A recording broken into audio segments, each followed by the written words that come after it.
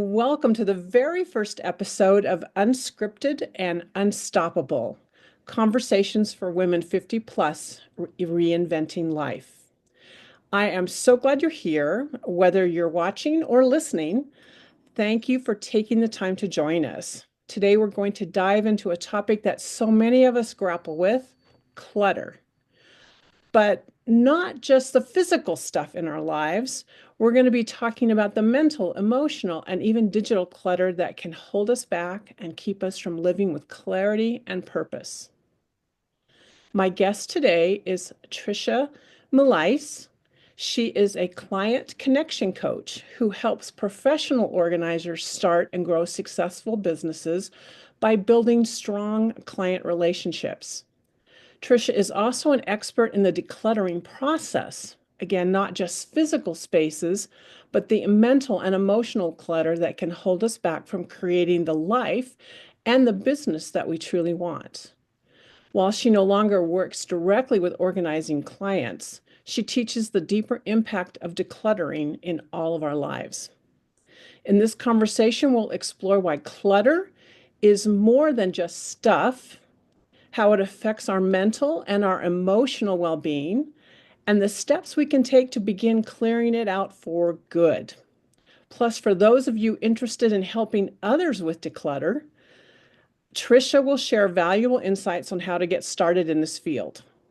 If you've ever felt overwhelmed by clutter and wondered how to simplify your life and how that simplification could bring more clarity, peace, and joy, this discussion is for you. Let's dive in. Tricia, can you start first by just telling our listeners about your own journey? What inspired you to start Clutter to Clarity, and how did it come to become your passion?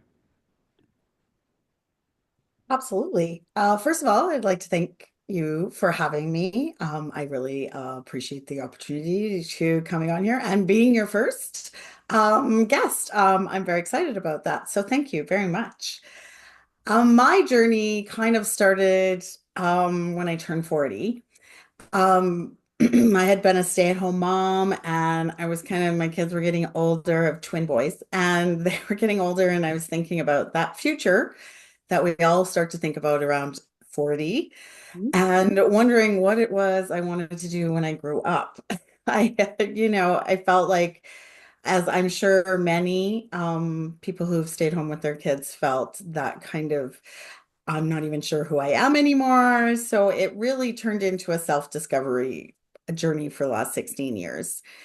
But what I ended up doing was going to university at 40 and earning my social work diploma, which I was very proud of doing. And then that led me into coaching, training, and kind of delving into that piece because as much as I love the social work piece, I really love working with people who are ready to make that transition, who are looking to kind of expand themselves and explore their life in a different way.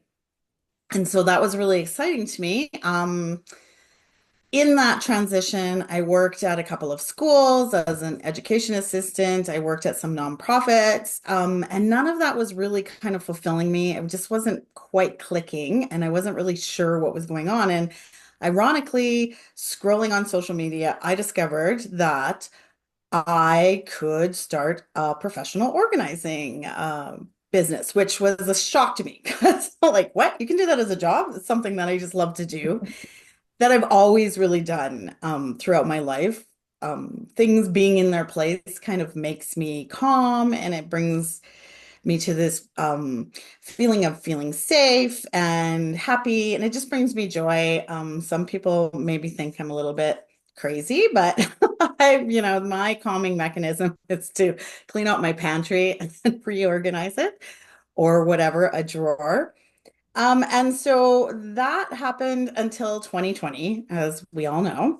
There was kind of a pivot that happened, and I decided that I would like to kind of explore the coaching part of my passion.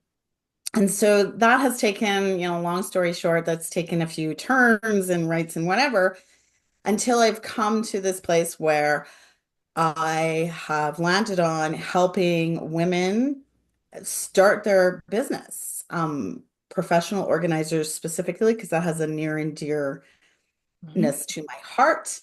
I understand the industry. I understand what works, the inner workings with it. And so, yes, it's a passion of mine to help them to get out there and help other people because, as you mentioned, clutter is more than just the stuff. And for me, it's a journey of self-discovery and understanding and becoming aware of where the connection or the blocks come from that clutter because I really do believe that clutter is actually a symptom of all the other things that come in our lives that we sometimes don't aren't aware of. So yes, so that brings me to today, where I am working on building my business as a not clutter, as a client connection strategist or coach, however you want to do that. And I work with professional organizers to help them, like you said, connect on a deeper, a more meaningful level with their clients. Human to human connection is something that I'm super, super passionate about. And that comes with clarity, which decluttering equals clarity.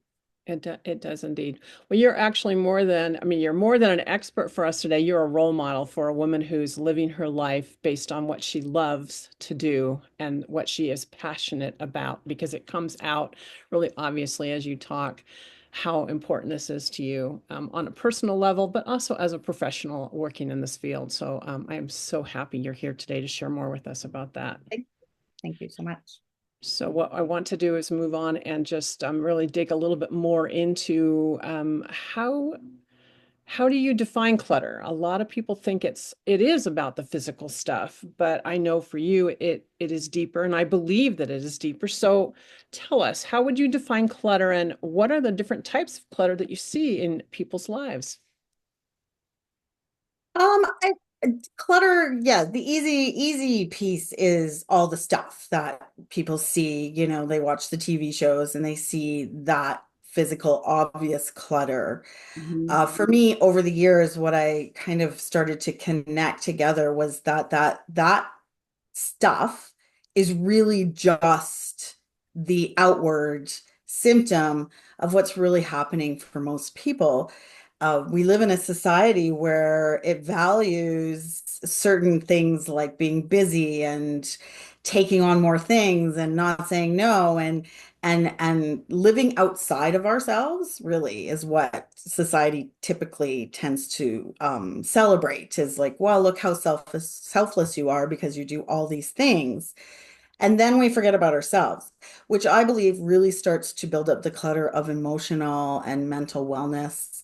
The noise, I call it noise, the noise from the outside starts to kind of seep in, and then our mindset becomes more of judgment of ourselves and more of these negative voices that are playing around, which cause mental health issues at times and also the emotional things. And we have a lack of awareness. When we have a lack of awareness around how we're feeling and not being really to kind of lean into those things, it can show up as physical clutter in our lives because the old saying, cluttered mind, cluttered desk equals a cluttered mind.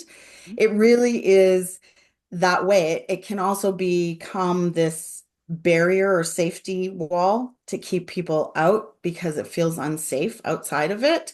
Mhm. And it can also be the emotional side of that clutter can be something like a grief, unresolved grief. So there's a lot of different things going on. There's a lot of different moving parts, and it really does take someone to be patient and understanding and empathetic and show some compassion and listen and hear what the people are saying, kind of reading between the lines. So clutter can show up really in a lot of areas of our lives. It sounds like it's really important to be able to do what you just said, read between the lines when you're working with clients. And when we are thinking about ourselves, because like for me, as you were talking, I was thinking, okay, I consider myself a very creative person. And so I associate clutter with creativity. I think artists and writers are messy people.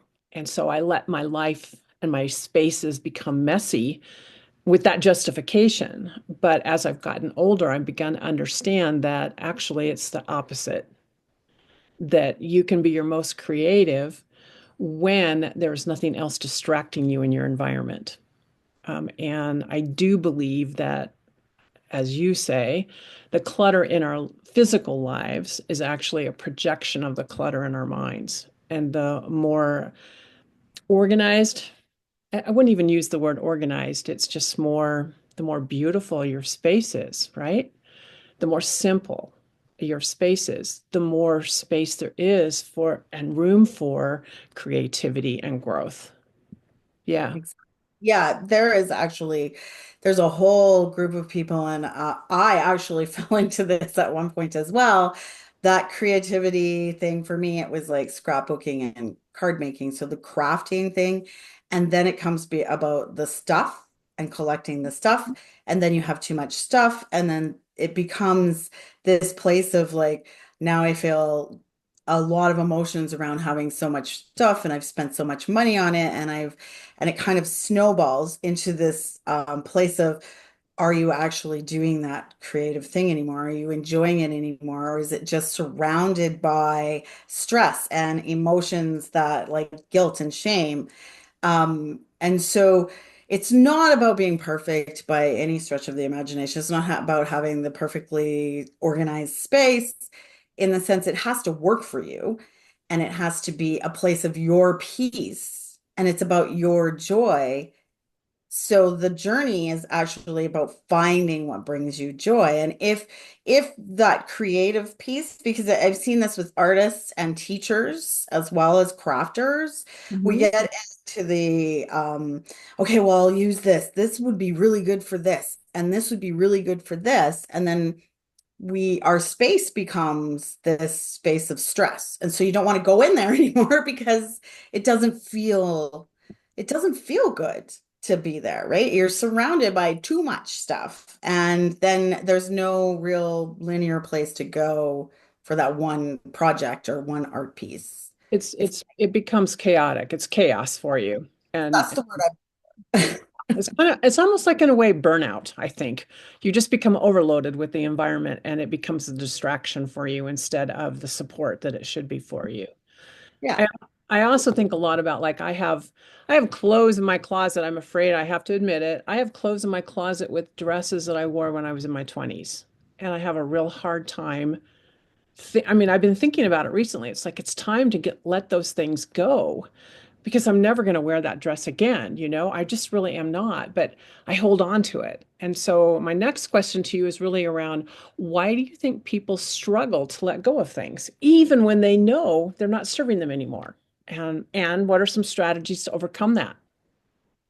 Well, the first question that I would ask, if you were my client, is what about that time or that item?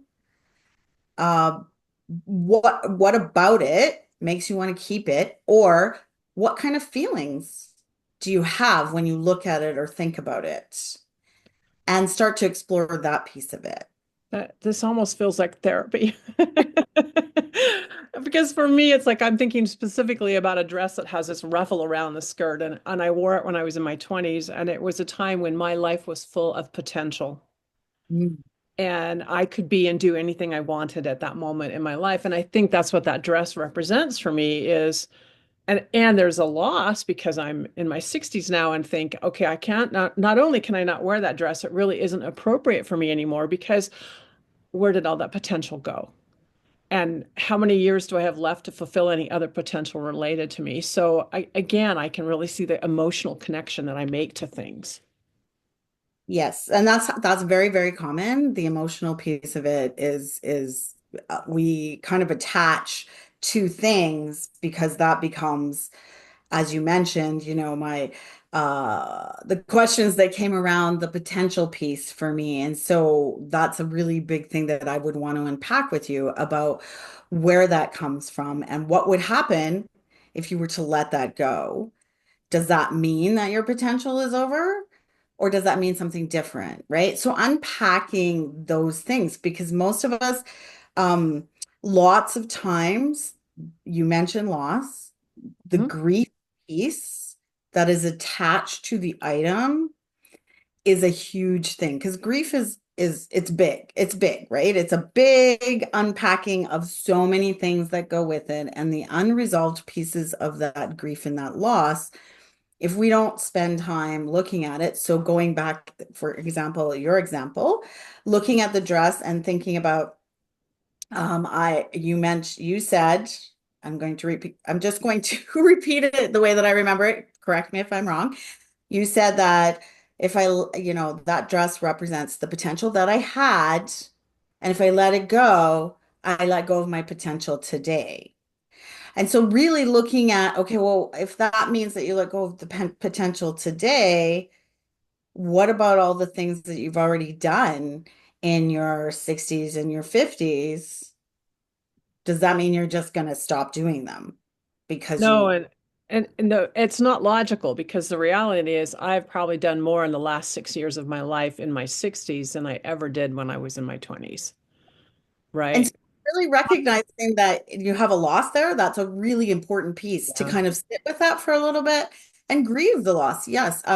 For in my own experience, when I reached menopause, even though, like I mentioned, we have twin boys, they're 25 now, and I never wanted to have any more children. But the weird thing that happened when I realized that I was actually in menopause and it was the actual like ending of that, I was kind of taken aback at how that actually felt like such a huge loss to me. Even though I never wanted to have any more children, it was like, oh my gosh, like I can't have any more babies. Not that I want any in my 50s, you know what I mean? But there's that piece. And so it was really important for me to kind of sit with that. And okay, wow, okay, I need to feel this. And it is a loss. I need to grieve it. And I want to grieve it and honor the fact that I did XYZ. I honor that. And I honor the fact that I learned so much because of that. I'm who I am today. It helped me go through that journey. Mhm. And that's what I mean about becoming really aware of like, oh, when you notice like that dress represents this, and this is how I'm feeling. And then understanding and unpacking that it's not really the item, it's the emotion.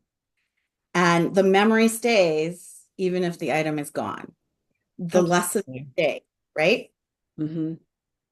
Yeah, I can see where this is a lot of inner work that you do to release all this stuff. And as, obviously as we all get older, we start to think about that downsizing and this process can become overwhelming for us sometimes.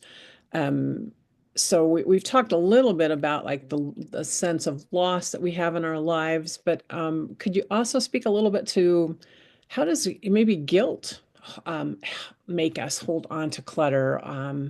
And aside from, I mean, it sounds like maybe you've already talked about this in the sense of a processing that you must go through, but how do you, I mean, I can talk about it all well and good, but how do I actually release those attachments? Um, I personally don't like the release piece or letting go piece in that sense because I think it's about processing what you're feeling and loss itself. That's things like grief are there's something that you don't really let go of, you learn to grow around them. So for me, it's like when it comes to grief, guilt, and shame, these are things that you need to, want to start to recognize. Grief is something that we learn to grow around. So the Hmm. grief stays there, but we grow around it. And it's about really the key piece is awareness, really noticing when you're feeling something or you're thinking something, you're having that thought. So there's that awareness piece. So things like journaling, meditation, those things, if you're already doing them and you're apt to do them, those really do help to really like focus on stuff like that. Take a moment, when you're meditating to focus on what is it that's keeping me here or with this thing, what is the thing I'm, I'm trying to say something and it's not coming out of my mouth. Um, but there's no really hard and fast rules on how to do this because it's unique to each individual person. You have to do it the way that your client is leading the way, if that makes sense. Hmm. So for me, when I'm working with someone, it's again going back to reading between the lines, listening to the words, as you said, then, releasing the dress feels like I'm releasing my potential and um, unpacking those things and then coming up with the things that we can start with. So something, if they are a journaler, let's journal about that. If you're not a journaler, taking a walk and thinking about what it is that you're feeling in that moment. Touching things. I'm not a Marie Kondo kind of person, but if it's something that's really dear to your heart, touching it, looking at it, feeling it, spending a little bit of, a couple moments with it. And if you don't want to let it go, that's okay. There's nothing wrong with keeping it if it's something that represents something dear to your heart and you want to keep it as that reminder. The problem becomes is like everything like that, then that's another journey that we have to take. And Hmm. so unpacking it, becoming aware of your feelings, becoming aware, like the first step really is just becoming aware of the fact that I'm having a hard time letting go of this because dot dot dot because it reminds me of someone I loved, or it reminds me of a time when it really felt like I felt free and I felt like I had the whole world at my feet, and or whatever it is, really kind of becoming aware of that. It's like, okay, why am I holding on to this? If that makes sense to you. It does, and actually, you're making me think. Well, so I am in the process of trying to downsize my house because there's just too much stuff here, and it's a lot of stuff. And what I remember from this morning, actually, as I was walking into my office, I stopped and I opened a dresser drawer, and in it were these two bathing suits. This is crazy that I have so many examples to share with you, but I had two bathing suits that I probably wore when I was in my 40s, and I wouldn't wear them again today. And what I do have in my bedroom is a brown box where I put clothes that I want to donate. And it was like I wasn't even looking for the swimsuit, so I was looking for something else in the drawer, and I just grabbed those two suits and I like said, "You are never going to wear these again, and you are letting it go." And I threw them into the box. I And so love that. what I'm getting from my own experience and some self-reflection this afternoon, but also listening to you talk is this is a process of a lot of self-reflection, an opportunity to learn a lot about who you are. And just the physical act of throwing those suits in a box just made me feel good. Like, poof, that's gone. I don't care anymore about any of that. But then I was thinking for me, you mentioned like meditation or journaling as a process for letting go. I have recently started writing poetry, and I'm learning that that is actually a huge emotional release for me.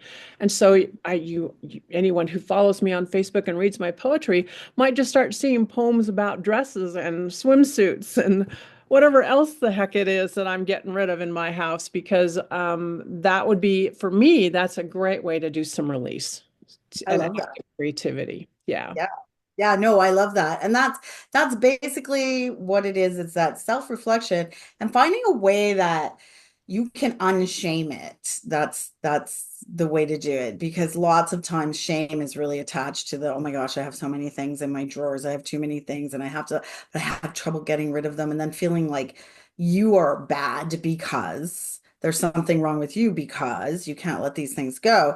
And in reality, it's that process of like, okay, getting to a point where saying, I don't like these suits anymore. I'm not going to wear these anymore. Right. Like, and just slowly processing and getting to that point. And then it actually starts to pick up steam once you start to do it and you work through those barriers that might be stopping you from doing it and understanding what it is.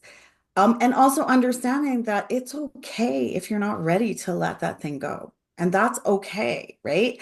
Part of what brought me to working with professional organizers and really being really passionate about that human to human connection is that piece that I think sometimes professionals forget that the client needs to have space to process. They need to have time to work through the things.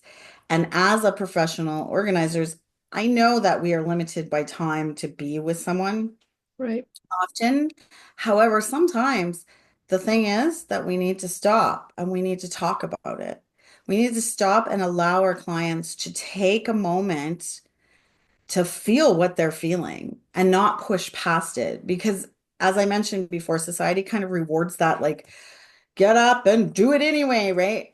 Yeah. But that becomes more clutter for us that we're holding on to, right? It's like, okay, well, I'm going to be strong and I'm going to work my way through all of this and I'm just going to push through. And then what happens for a lot of people who are struggling to let go of stuff is that then they're flooded by regrets Hmm. and feelings of the that shame comes back, but in a different form. Now it's because I let go of these things and now my life is different and now there's regret because we never took time to process all the stuff that comes up with letting go of the physical things, the emotional things.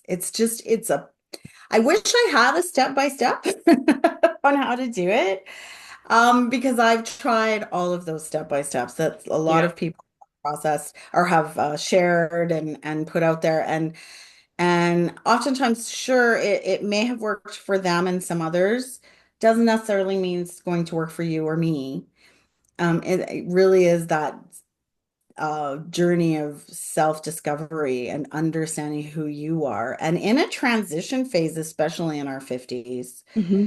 It's a time where we're reflecting. So we're reflecting back and we're also looking forward at the same time and trying to marry those two things together. And sometimes they don't really go together.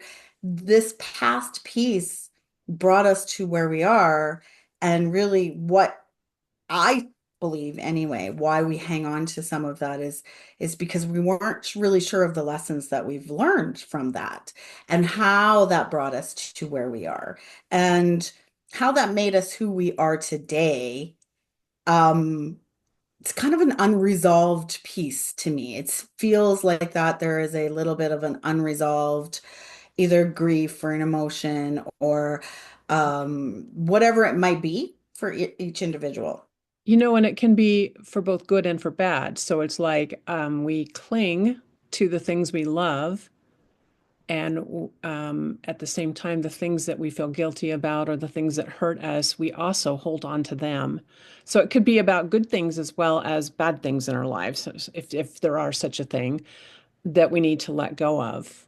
And then I like this idea that you mentioned because about it being it's a transition point in your life where you are really letting go of the past, but you're also looking to the future. And so you could be overwhelmed by all of it or just some of it. Like some of the women I work with are like, "Oh my gosh, I don't even know what I want to do with my life. It's like a big wide world out there and I don't even know where to begin."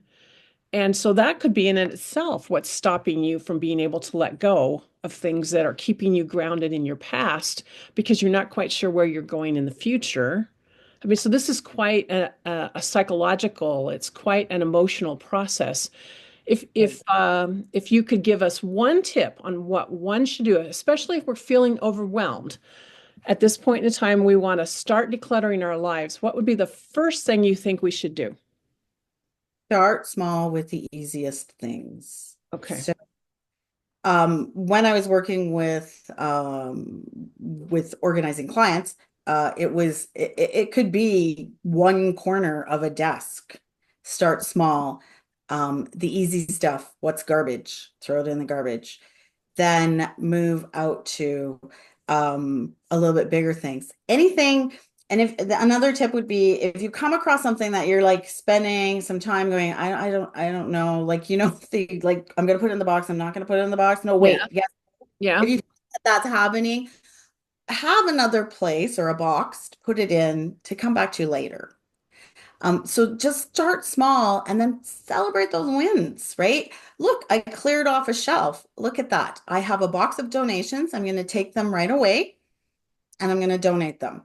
Look what I did. Celebrate it. Really, that's a great thing. Pat yourself on the back. You did it. You took some stuff out. You did something that maybe you were struggling with yesterday. Today you did something. And also be give yourself grace because you didn't, the stuff didn't show up overnight. It's not going to disappear overnight. It is a process and it's okay wherever you are. Meet yourself where you are. It's okay if today all you can do is clear off one corner of your desk. That's okay. You did something. And if some days you don't have the energy to do that, that's okay too, right? Just giving yourself self-compassion. It's really, really important. I don't think women do that enough for themselves.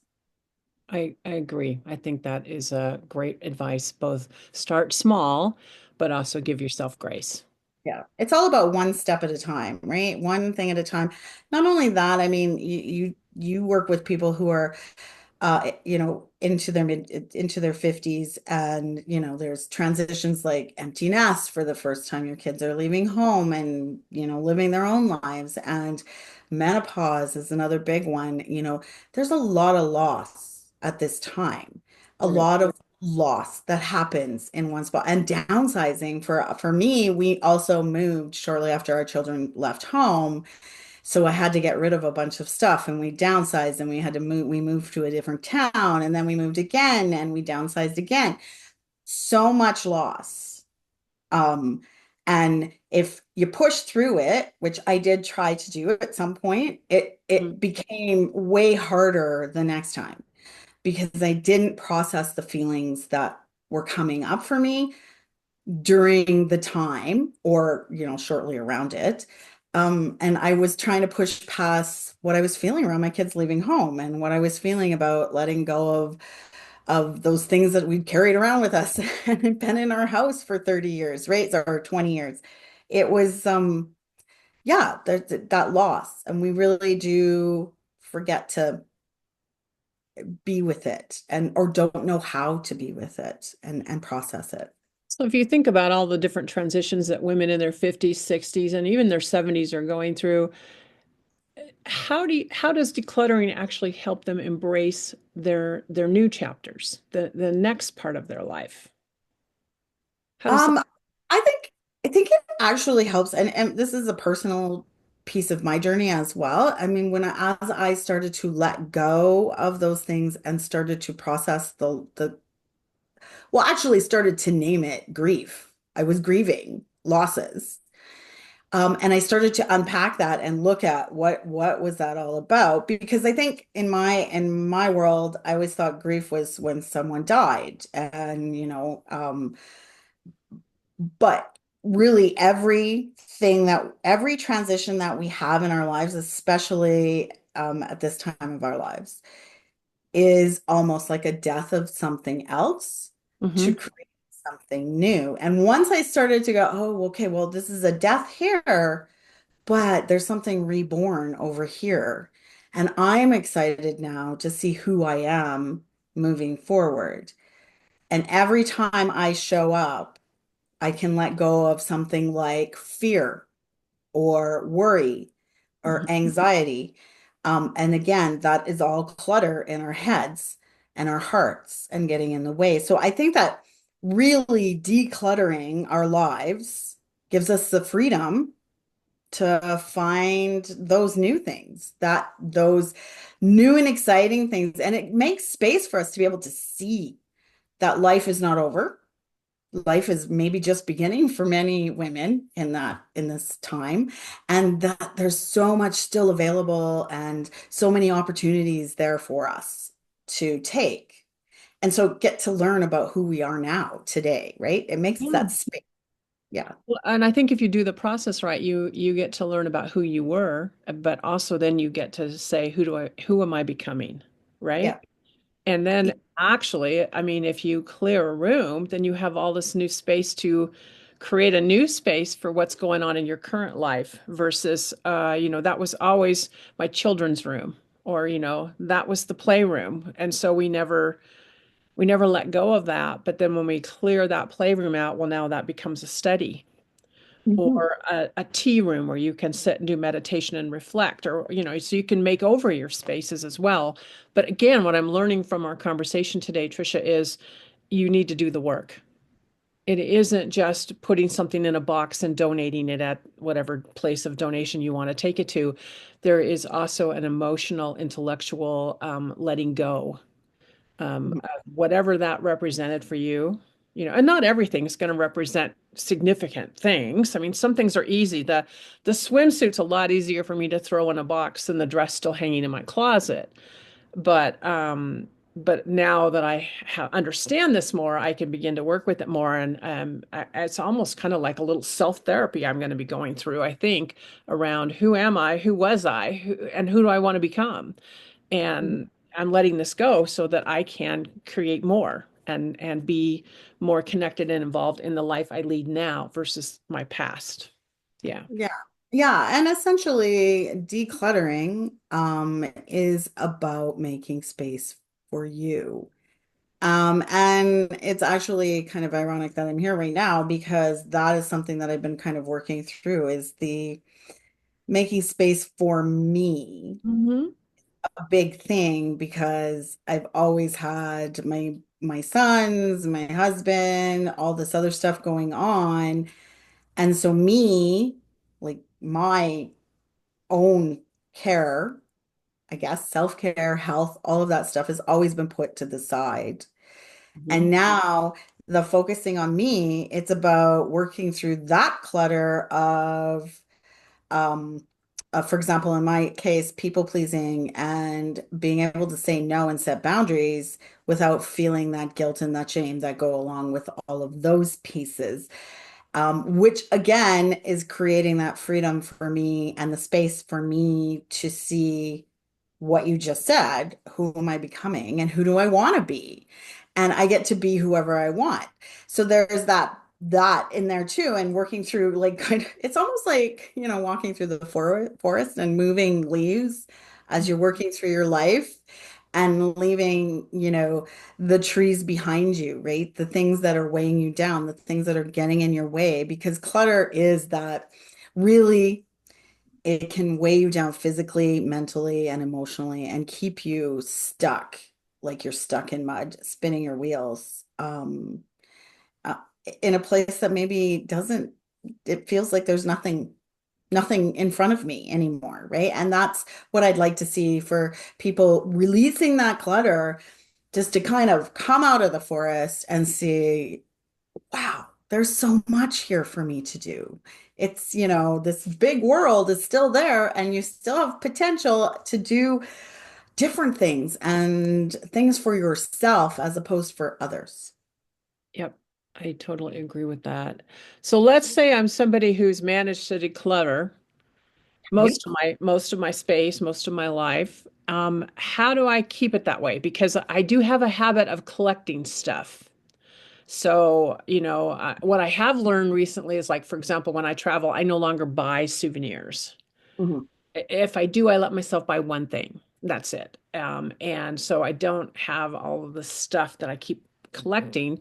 However, I still have this tendency to, want to, oh, I'll just get that. Won't that look nice on the shelf? Or I'll do this. Or, how do you stop yourself from creating more clutter that you have to clear again in another 10 years?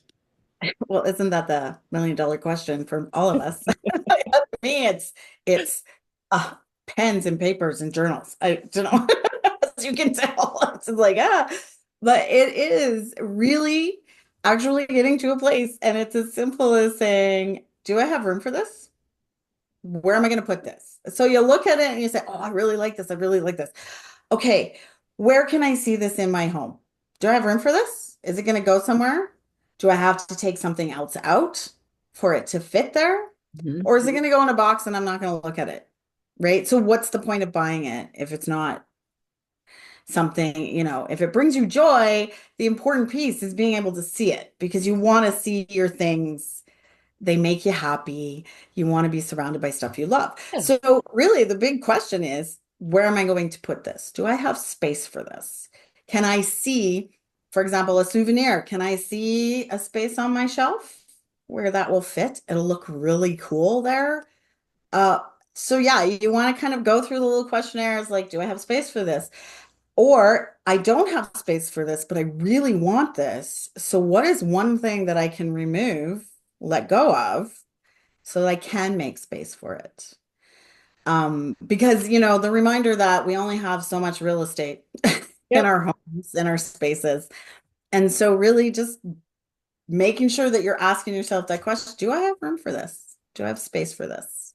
It becomes another level of a consciousness, It does. another It does. level of awareness that, when I listen to you, I think, oh my gosh, that means work, more work for me. I have to think about things, but then it's sort of like, but I know it gets easier the more you do it, right? It really is about, yeah, It becomes a habit. we could talk about this forever, but really going back to the beginning, it's about those habits too, and really taking note of what habits do I have around stuff, right? Am I bringing home souvenirs every time I go somewhere? Am I bringing home like 5 souvenirs? Yeah. And then I'm bringing them home and they stay in the bag? Is that a habit that I've gotten into, right? And is there a habit of like, oh, well, I'll just put it in a box and I'll bring it out later kind of thing? All sorts of those kind of things, that exploration of what those habits are. And I don't want people to think that it's so much work. It takes work in the beginning. It really does. Just like any other habit that you want to kind of like eating or exercise or whatever. Everything takes some time to get to that new habit.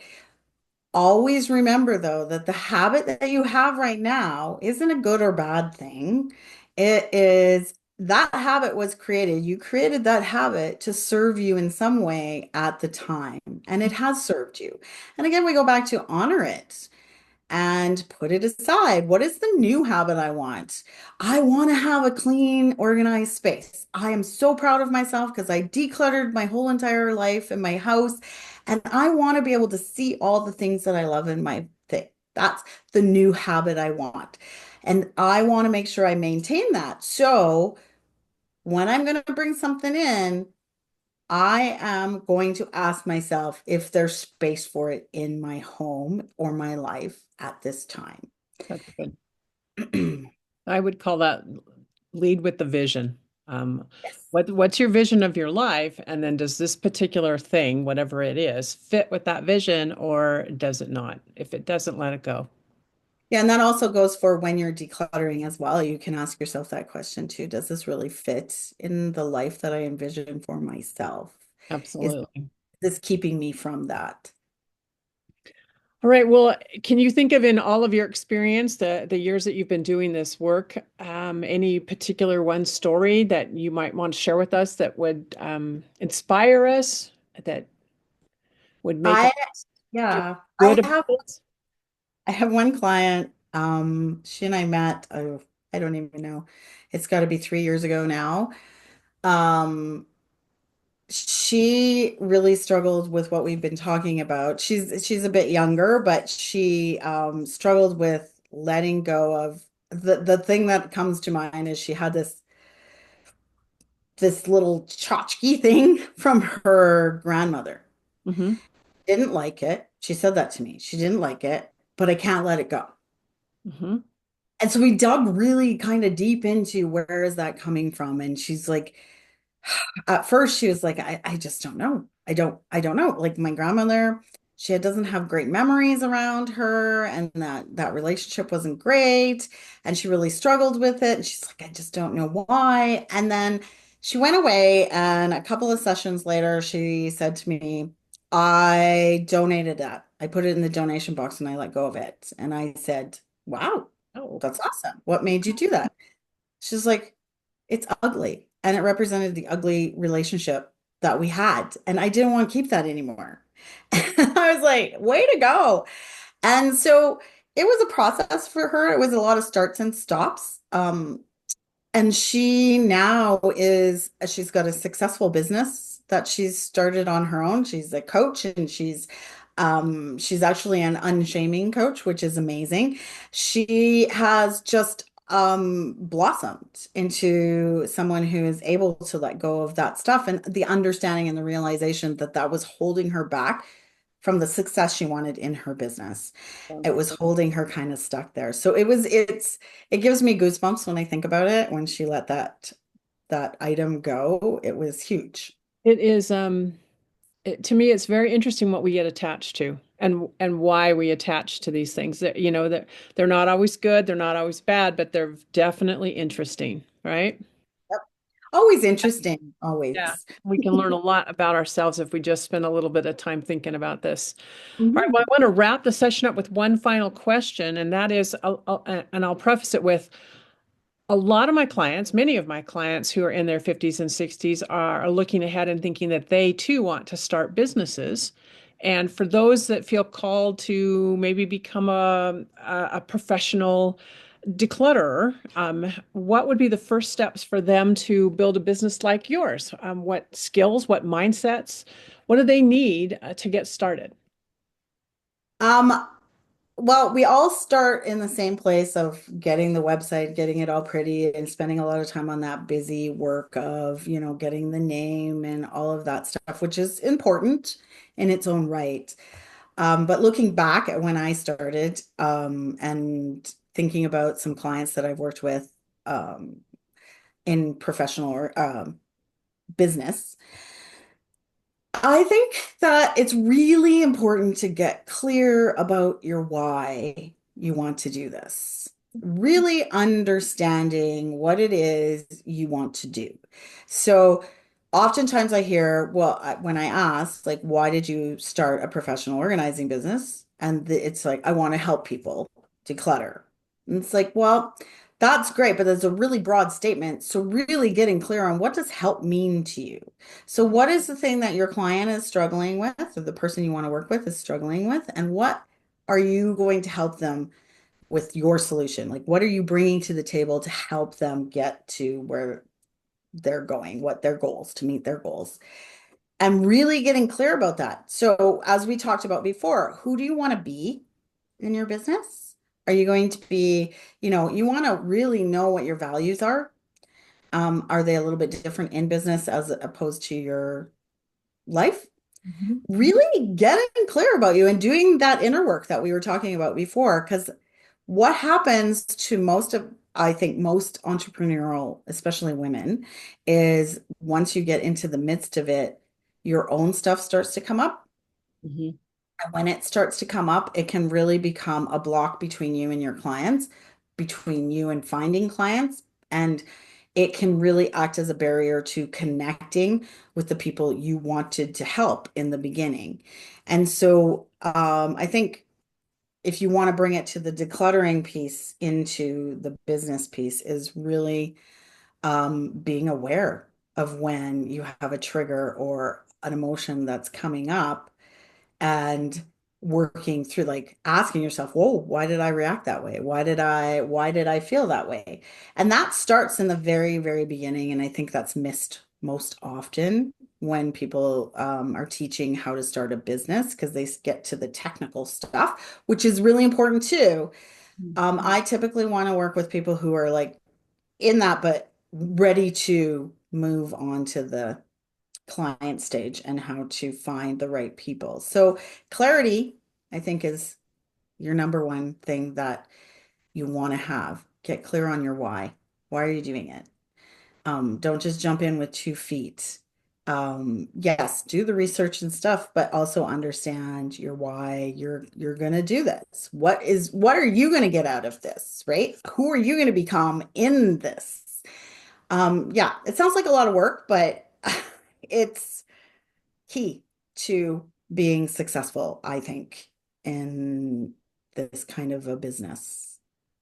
I think actually the advice you gave is applicable to any business. And Any anytime a business. woman is considering starting a business, she really does need to understand, what is her vision for that business and what are their values, her values. But and then also to do the work yourself. I mean, you have to you have to be at a strong place emotionally, I think spiritually, to be able to offer support to another person. Especially it seems in this particular business because it really is, you are as much a coach as you are someone decluttering a house, right? And as we mentioned before, that reading between the lines, like trusting your instinct and your intuition when someone is really struggling. Oftentimes you're going to run across people that you're working with who just get quiet and they just do the stuff. And underneath, they may be seething and angry about something and not wanting to do it because it's such a personal, emotional thing. They often slam shut, shut down. And if we're not aware of that emotional piece, we could miss that. And then there's the confusion of when that client doesn't call back or they cancel or they just don't want to call you, they ghost you, as they say. Yeah. Uh, it could be because you may have missed that moment when they were feeling something really overwhelming and resistance showed up and they were going to shut it down. And there to avoid that, and that's usually, I mean, that's why I got into this, is that there was a lot of confusion around. I just don't understand why clients are doing what I told them to do. And there's that missing piece of the human being. It's their space, it's their goals, it's their home, and we need to respect that. And without a client, you don't have a business. And so for me, the passion lies in let's talk about how we're going to connect with people human to human and trust our instincts. And also declutter all of that outside noise that happens with people selling you $30,000 in 30 days kind of idea. And Yeah. understanding that just because something worked for someone else doesn't necessarily mean it works for you. So clarity on who you are, that's going to help you know what will work and what won't work for you, right? And it'll also help to relax you enough, get some of that pressure and expectations more manageable. I totally agree. Well, for those of you listening or watching today who might be interested in talking more with Tricia about this process, you can reach her on Facebook. Just simply search for her as Tricia Milllice on Facebook, or you can find her on her website at www.cluttertoclarity.ca. And I should mention that is a Canadian website. Tricia is in Canada, in the western part of the Canada. I think it was, you said Alberta, right? Yeah. Yes, I am in Alberta. Um, I will just begin to wrap up today by saying thank you so much for being with us today. I have totally enjoyed this process, this conversation. I have gotten a greater appreciation for why I have resisted decluttering my own home so much, and also how I can best support my clients as they go through that process, although I definitely would refer them to a professional to do a more in-depth work on that. Any final words you would like to add to the conversation, Tricia? I just say, I'd like to thank you. This has been fun. I love to talk about my passions, as you can tell. And it's been great. And I hope that that's helped, some of your listeners to feel like they can do this. And, I think the final thing that I'd like to leave is like, wherever you are right now in the process is okay. There's nothing wrong with you. You're not broken. It's just a process, and you just need to give yourself time, grace, and compassion, and it's all going to be okay. Thank you. This has been amazing. And I hope all of you will join me for my next podcast, which will be happening in the next few weeks. Until then, have a beautiful day.